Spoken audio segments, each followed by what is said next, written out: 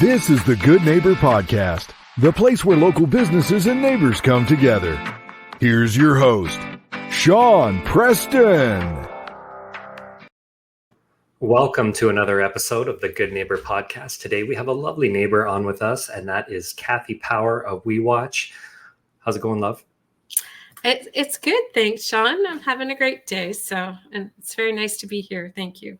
Wonderful. Really pumped to keep that good day going. I also had a super productive morning, and then I walked out of my house and it was 22 degrees in early November, and just wish it could stay that way all the time.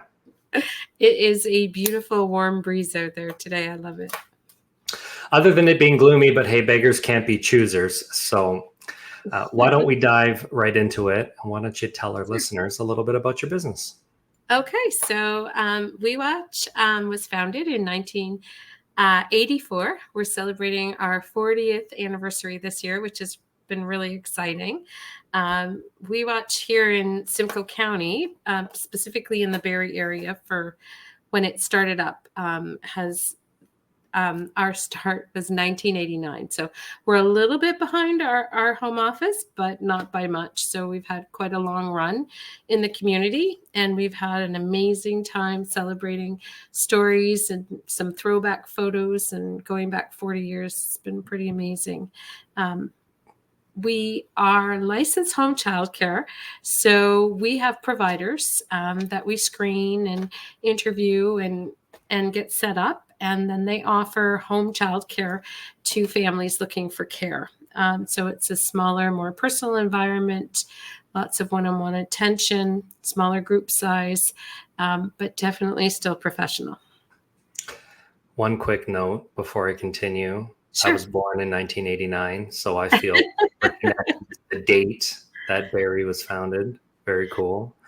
Yeah. And the second component to that is really, really cool. I mean, I never knew that there was a home-based childcare service that existed in our local community. So you guys will actually have can you talk a little bit about more? It's a tailored plan. Is there a consultation that happens before? And then the caregivers will come and watch the kids in their own home while mom and dad are out there doing their thing. So it's a little bit, I think, different than what you're thinking. So our providers have like mini centers in their own homes. So parents come and drop off their children. So it's a maximum of 6 children per home, but there are some age ratios they have to stay within as well. So sometimes it's a little bit of a smaller number. It might be 4 instead of 6. If the provider has her own children under the age of 6, then she's limited in the numbers she can take. But it's still licensed. We still have the same ministry guidelines as all center-based care. And we have registered early childhood educator home visitors who go out and visit our homes minimum monthly and conduct support visits and support the provider in the home, making sure rules and regulations are being followed. Parents get a home visit report when a home visitor's been out. So it's a nice little update in addition to the great communication you can have with your provider because you have such a personal relationship as well. That seems really interesting. My mother did daycare pretty much her entire career. Started off in the bank. And then when I decided to gracefully come into the world, she got into doing her own daycare, started, with friends of family, neighbors, stuff like that. And then when we moved from Winnipeg, we moved here. I think I was about 6 years old or so. So maybe let's call it 1992, we moved to Barrie. And then she kind of started her own curriculum. Worked on the French curriculum, and then started her own daycare. So I've got some knowledge and familiarity with the child daycare kind of industry, that type of thing, and was in a pretty structured curriculum that my mom had worked with the school board in developing to make it totally legit with the children in her care. So just so that I understand this, let's say if I was interested in having that type of career, so I could apply with you guys, have the necessary courses or training, or you provide the training for me, so I'm up to snuff on all that stuff. And then it would be, let's say, my home. That would be kind of one of the centers where I could have up to 6 children within that kind of that bracket, and then you guys have all of the kind of the ins and the outs with making sure that parents are getting the report sent out and everything is happening the way it needs to be, so that the children get a great experience, that they learn some things, and everybody goes away home happy. Yes, exactly. Right in the community hub, which is what we aim for these days, right? So that is probably one of the most rewarding parts of my own career as a registered early childhood educator. I'm area supervisor, so I mean, I have a lot more of the management end of things, but I don't get to interact with the children as much. But the most rewarding part of my career so far has been the number of women, and actually we've had a few men through the door as well, daddy daycares. So that the most rewarding part has been for me that opportunity for families to have that stay-at-home parent who can still earn income and provide such a valuable resource to the community, especially their own community that they're in. So really, really cool way. You start getting me when you start talking like that, talking about community and helping other people in the place that we live. It's such an important thing that Jeff and I hold near and dear to our heart. It's really nice to have a guest on the show that's just doing that by nature, is the way that the business is constructed. So. Nobody wants to talk about COVID anymore, but we shone through COVID. I mean, we never had to shut down. We were open.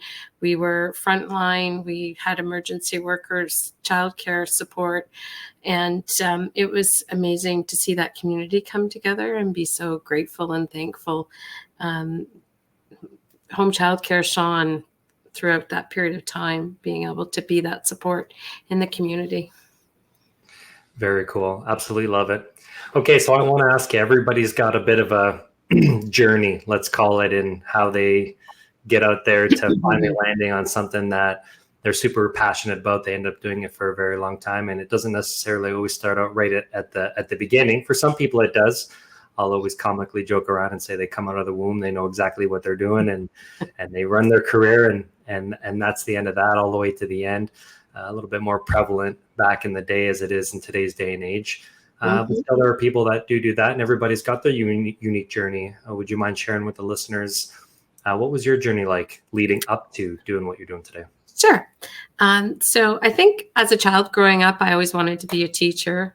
It's not totally original or anything, but so I think, and a love for children, obviously. So I kind of had thought that at a young age. And then through high school, I thought I actually wanted to do a business career. So I was going to go the business route, but life happens and things change.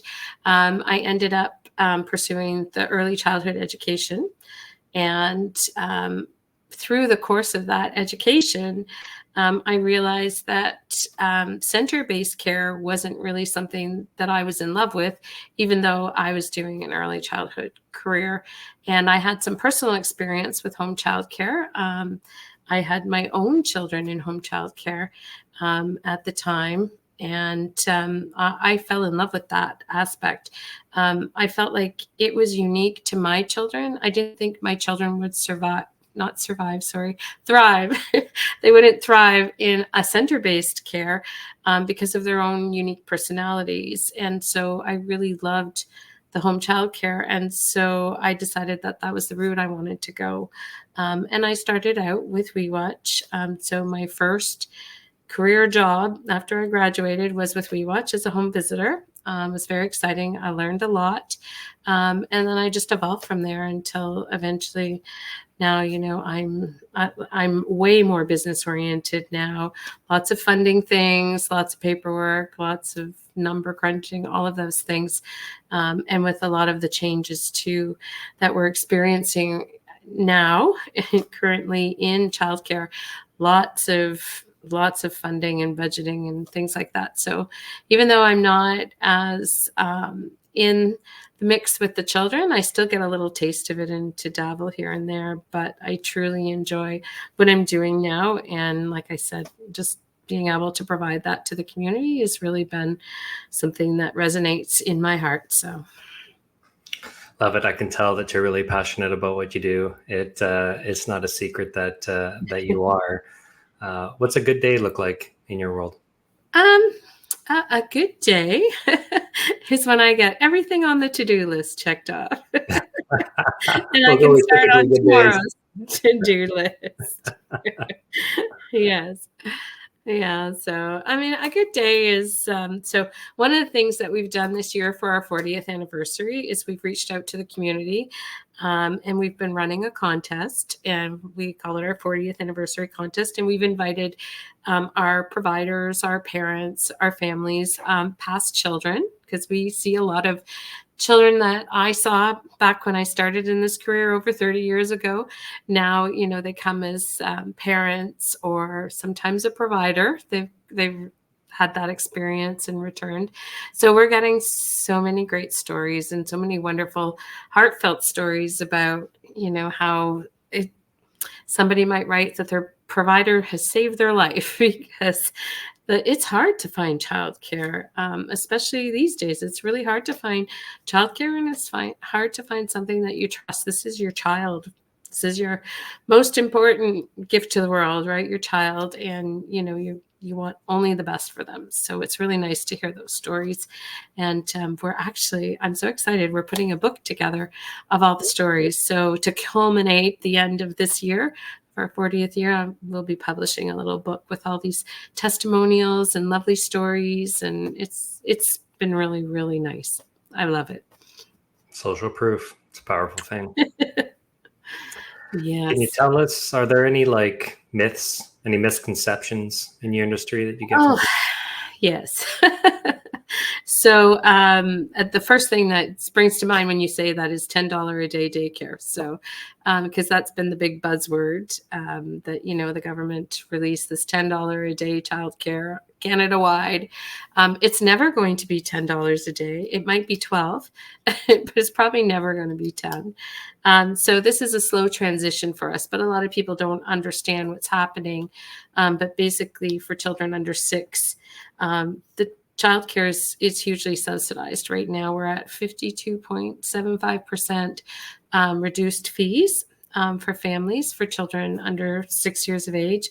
And we're going to a cap of $22 as of January 2025. And then I'm not sure when the next change is coming because it's a little bit vague still. But eventually it should be $12 a day. So that's part of the myth there. And I guess another part of the myth is how people view home child care, licensed home child care in particular, as not as good quality as center-based care.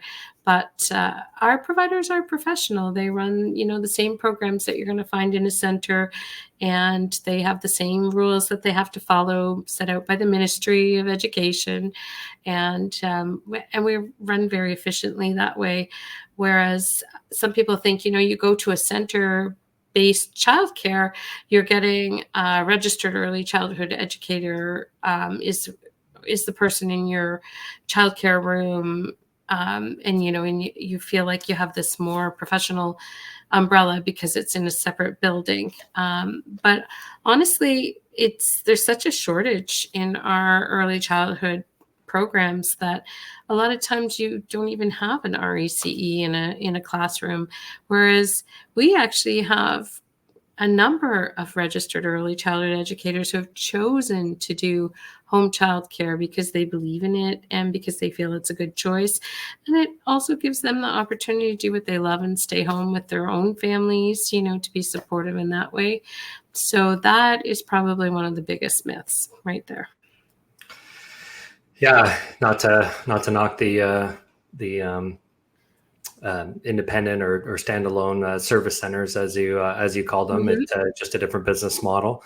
Everyone's out there on behalf of the children doing a good thing. I've had I can speak from my own personal experience. I had the home care thing. I think it checks a lot of boxes for not only the person doing the care in their home for their own family, but somebody else who lives in that same community to be able to pretty much almost on the way to work, drop off their kid and then pick them up, Mhm. like even the ease of convenience for that, and knowing that they're really close to home, and then personalities play a thing into that. And if they're the right person for the job, then there you go.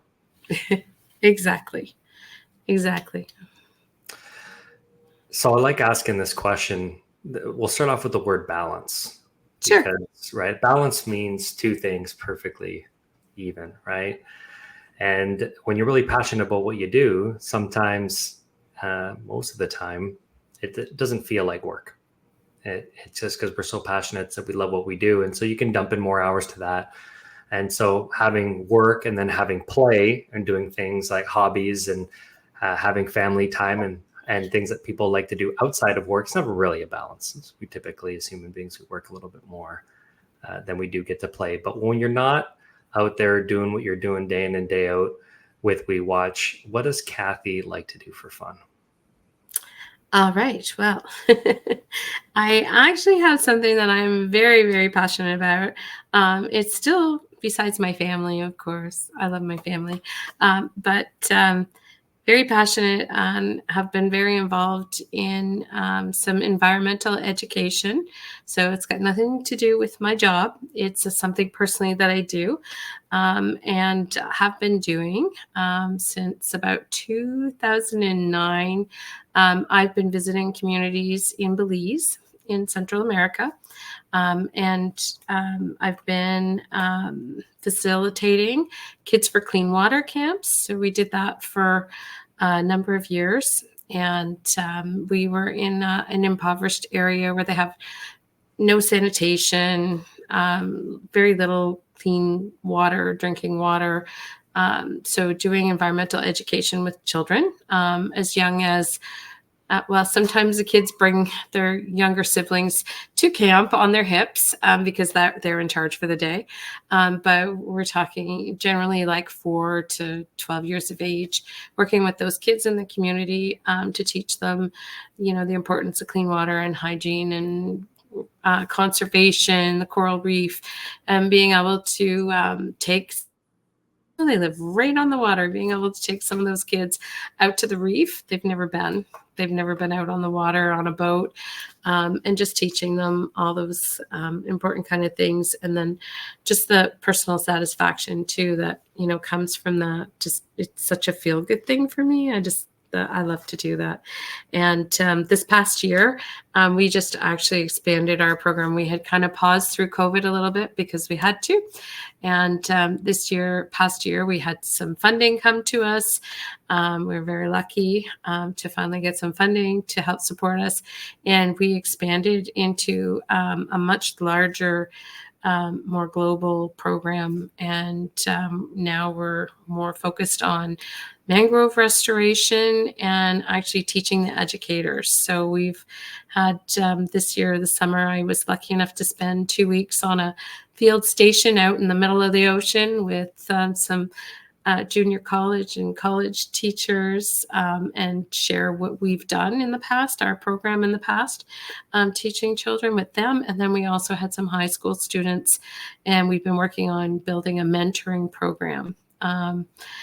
It's just such an exciting thing that I do. I love to do that and spend time doing that. So Very selfless, donating your precious time, all for a great cause, and obviously the feel good that comes along that way.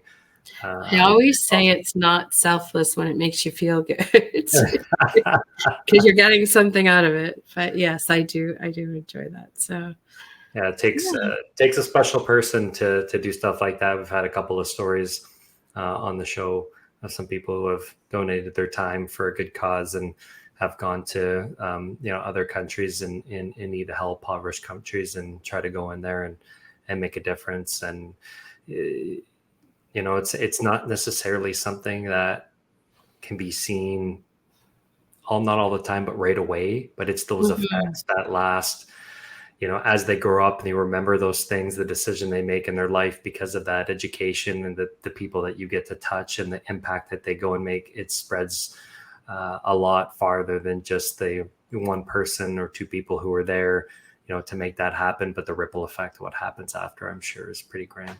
Yeah, 100%. 100%. We had one family when we returned, when travel got popular again and we returned, we had one family who insisted on taking me and my partner she's from Tennessee actually, out for dinner as a family, their whole family, to just sort of celebrate what we had meant to them and their kids growing up, that they had that opportunity to participate in that. So that's just was really heartwarming too. So it was pretty exciting. Really So, cool stuff. Tell us about your family. Pardon? Tell us about your family. Oh, my family. Okay. I come from a very close family. My parents have always been very supportive. It's just my dad now because we lost my mom a few years back. But we spend a lot of time doing family dinners and going to the family cottage. My brother has a cottage, so it's kind of our family cottage. Right. So we definitely, I like to travel with my dad. So a few times a year, I try and get my dad off traveling, keep him busy too. So, and my kids are all grown up, and my daughter jokes, and she always, we just had a conference. So I serve on the early years professional development committee for Simcoe County. And we just had our Simcoe County conference on Saturday. And so my daughter does a lot of crafty things and she likes to do little shows and stuff. And so she did some really extra special little beads, custom beads, and she makes little pens and keychains. And so she came to the conference to be a vendor for something. We don't see a lot of RECE specific merchandise out there. So she did that for us. And she was there. And one of the staff from Simcoe County came over and I said, "Oh, Azalea, this is my daughter." And then my daughter was like, "Oh, it's nice to finally put a face to the name." She said, "After all, I grew up in WeWatch." She said, "So I recognize all these names." So, and it's funny because, she knows a lot of names and a lot of insight to the business and stuff like that. So she pretty much did grow up. Yeah, big part of our family. So Would you say you've mentioned travel a few times now? Would you say that would be a little mini passion of yours? it certainly is. I love the sea. I love the ocean. So that's a really big thing for me. So I've focused a lot of my travel on the Caribbean. I also like the culture and the vibes. So I like that kind of music, and I like that kind of energy that you have in the Caribbean. So although I have desire to go many other places, I find myself often traveling to the Caribbean to get the ocean and the sun and to enjoy that. And it's probably why I ended up finding myself volunteering in such places too, because it's also like a passion for me. But yeah, I do want to see some more of the world. But yeah, I've done some, Panama, Costa Rica, a lot of the little Caribbean countries and that kind of thing. Very nice. I've had some travel early in my career in my 20s, just through sales jobs and stuff, right? So I had the pleasure and opportunity of visiting pretty much every major city in Canada. So I've got a chance to see our country, which is pretty neat. Cool. Some places around the US, been to Curacao, and then just from last year and then now moving into this year, some big things in my life. Getting married is one of them. And so planning our honeymoon, thank you very much, and where we're going to go with that. So I think we're just planning with the travel agent right now to book down into Malta to start, south of Italy, and then make our way up to Rome. And all of these legs are about 2 to 3 days-ish. And then I've been to Rome once before, so Julie hasn't been, so that'll be really nice to have her get the chance to see it. And one of my favorite things I did there was I took those Uber scooters because they're so convenient, and you can just set up your map apps on your phone. Oh, that's and cool. It tells you exactly where you need to go, and like people know how to drive there because it's like, you're driving on the road with everybody else. And I thought I was crazy doing this, and then you realize, like, man, people like really good at driving here, like totally respected me on the thing. And obviously you're not being a pain in the butt when you're out there doing your thing. But I got to visit all of the 5 main attractions like 3 or 4 times. You can ditch your scooter whenever you want, pick up a new one whenever you want. Got to check out all the cool little nooks and crannies that were there with like call them holes in the walls, right? That's typically where you're going to find some of the best food, and got to eat some really good food when we were there. That's cool. Make a leg over to Sicily. We're going to head up to France. In April, we're going to Los Cabos, Mexico. Nice. Trip down to Florida. So we've got a couple of things that are upcoming. I was talking with a friend of mine earlier today. We were just catching up and talked in a little while, sort of chit-chatting for about 20 minutes. He's like, so what's going on, man? You going anywhere? What are you doing? And I had to think about it. I'm like, oh my God, yeah, I'm actually going to a couple of pretty cool spots for next year. So looking forward to doing a little bit more travel. And, kind of not just fill up the cup, right? If you enjoy that thing, obviously, but, I'm really looking forward to how it's going to give me and shape me as a human being, seeing the different perspectives, the different cultures, how people live their lives, and give me a deeper appreciation for where we live. That's right, Sean. It's all about work-life balance. It's important. Yes, you have to take time for yourself. Did that cover your dream destination, or is there a specific, do you have somewhere that you've always wanted to go? Is that on your honeymoon list or not quite? We're thinking of maybe including Spain in there. You hear from people when they, go off on their travels and, like what's a good spot. I've always been like a beach, just kind of hang out. But as I'm growing older, I'm really liking going to check out stuff, going on little mini adventures. And, we were thinking Tuscany for a bit. It's quite expensive. I think we kind of traded that off to go to Sicily. There's, kind of old, like how do I describe this? Like we're pretty big on culture and history and stuff like that. So like Malta is big because you've got World War I, World War II, and then you have Roman structures that are older than Athens that are there. Like you want to go to a place where it's just going to wow you with lore and history. That's one of the places that's going to be. I never really knew about that until Julie said that's on her bucket list, and then I started hitting the Wikipedia and started reading up, and I'm like, oh my God, like I never knew this. And I've watched a lot of World War II documentaries. I'm a pretty big nerd when it comes to World War II, just fascinated with what went down and how it all worked out. That was, one of the major turning points that led to that whole invasion all the way up north. The most heavily bombed place in World War II was Malta. So just to go out there and check it out. I want to live like the locals do for a day or two, just like, what's a day into their world look like, and gain those experiences, those memories that you kind of hang on for a lifetime. That's very exciting. So I don't really have a particular place. I do want to visit Japan. Big video game guy. It's the birthplace of Nintendo. They know what they're doing over there when they're making video games. But just the culture, the food, and there's lots to do there. So looking forward to maybe doing that one day. Very cool. Do you have one? Have you been yet? I have a few, actually, really. I want to see Greece and Turkey. Those are high up on my list.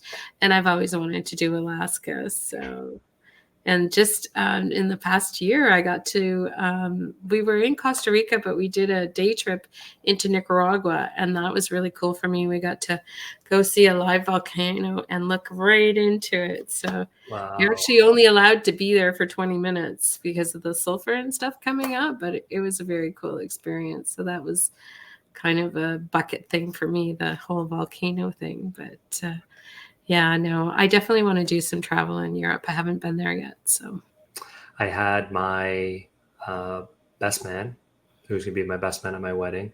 Yes. His name is Michael. And he got married. He wanted to get married. He proposed to now his wife in Alaska at one of the very popular scenes in Game of Thrones. And okay. Yeah. So that's a cool proposal. Yeah. Photos were awesome. They had pretty decent weather when they were out there. Got to experience the culture a bit, and it seemed like they had a blast. So I'd put that on the bucket list for places to go as well. Yeah.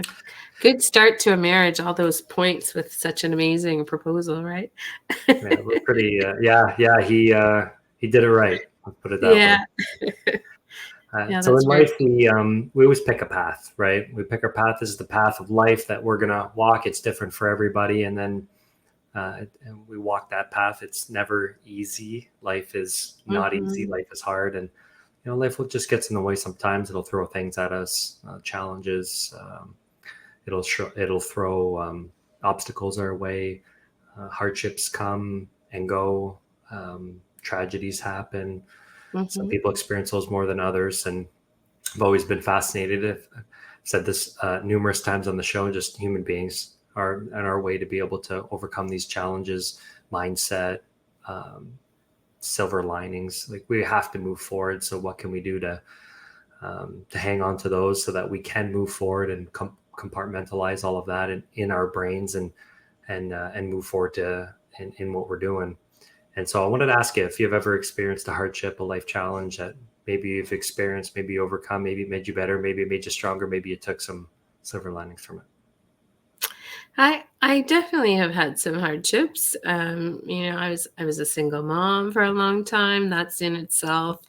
But I think probably the greatest thing that the hardest thing I've had to deal with was losing my mom. So it's been about 7 years now, I'd say. But my mom was just in her 60s, so, and, my mom was barely 20 years older than me. So that was a real eye-opening thing, to just, you just all of a sudden you do think about your mortality and your sadness of losing your mom. That's a special thing altogether. It's like there's like a club out there, like I've lost my mom club, and until you get into that club, you don't even understand how that's ever going to feel. But it really shook my world. It made me retreat into myself a little bit. Like I just wanted to shut the world out for a bit. I think it also changed me in some positive ways, because I think that work-life balance just got so much more important, right? Just thinking about the fact that, you just never know when it's going to be your time, and you can't just put things off to whenever, I'll do that later. I'll do that later. So I think for me, it made making myself a priority very important to me. So things like travel and, things like just me time, getting a massage or a facial or, taking care of myself, health wise, and all of those things. It really important and more prevalent in my life. So, and just the journey of getting through the grief, and you don't really get through it. You don't ever really get over that kind of grief. You just kind of learn how to live with it, and it carries with you every day. And so, even though I lost my brother, he was very young. He was 35 when he died. I just can't even explain how different the impact of losing your mom is compared to any other loss that you suffer. And I'm sure there's other people out there that maybe have lost a spouse or lost a child, those kind of things. And it just sort of makes you just so aware of, you just don't ever know what another person's going through. Like you can never really be in their shoes. And I think it makes me more compassionate, more empathetic. And even though it was a hard journey, I think it changed me in some good ways too. And it made me stronger. It made me more focused. It made me more aware. So I would say my hardest challenge was that one. So, Thank you for sharing that with us. yeah. It's a question I like asking. Obviously, they're hard questions to ask. They go super deep, and people connect through those. But the silver linings for me, and then when something happens to somebody, a lot of growth in a human being happens through struggle, whether that's forced struggle, self-inflicted struggle, whatever the case may be. And it's those silver linings, it's those positives that you could try to take out of those experiences and how that shapes and molds you and the decisions that you make afterward that are pretty fascinating. For sure. What's one thing that you wish our listeners knew about your business? I wish your listeners knew how amazing my team of providers is and my staff are, and how special we always try and strive to make that core feel. So it's really important to me as a manager, whatever you want to call my role, to reward, to praise, to appreciate my staff, my providers. So we do a lot of things like events, like this summer, in celebration of our 40th anniversary, we rented a pirate ship, and our pirates providers, they were so fun. They dressed up as pirates. They had a great time. It was just down here in Barrie at the waterfront, Pirate Life. And it was a great celebration. We had pizza and all kinds of snacks and treats and stuff. But honestly, the highlight, I think, was getting together and just letting loose and enjoying themselves. The boat gave us a little bit of a theater performance, and that sort of set the mood. We had lots of pirates dressed up, and it was very fun and funny. But then the music started, and we had a little pirate dance party out there on the Seven Seas, and my providers were awesome. They were having a great time, laughing and smiling and dancing and interacting and talking, chatting, etc. It was really amazing. So those are the kind of things that we like to do. We really build family. So that's what I would like your listeners to know, that we're not just a business, that we are family. We watch as a family. Oh, we love hearing that. I'm sure from that conversation, there are going to be some people that are interested that maybe want to reach out and learn a little bit more about you guys. And for those who do, what would be one of the best ways that they can go ahead and do that? So probably the best way is just to find us on our website, which is weewatch.com, weewatch.com, or directly, you can reach out through email or phone. But that's going to be the one place where you get all that information. You can also see all the fun things we do if you visit us on our Instagram, which is weewatch_BARR. But you can find the link for that on the main website too. So that's usually my go-to to tell people to check that out. Well, that was an awesome conversation. Learned some things. I'm sure some other people did as well, and really happy to have you on the show. Thank you so much for doing it. Yeah, thank you for having me. It was great fun. It was a lovely break to my day. Thank you. No worries. We'll talk soon. All right. Thanks. Thank you for listening to the Good Neighbor Podcast Midhurst. To nominate your favorite local businesses to be featured on the show, go to gnpmidhurst.com. That's gnpmidhurst.com, or call 705-413-3775.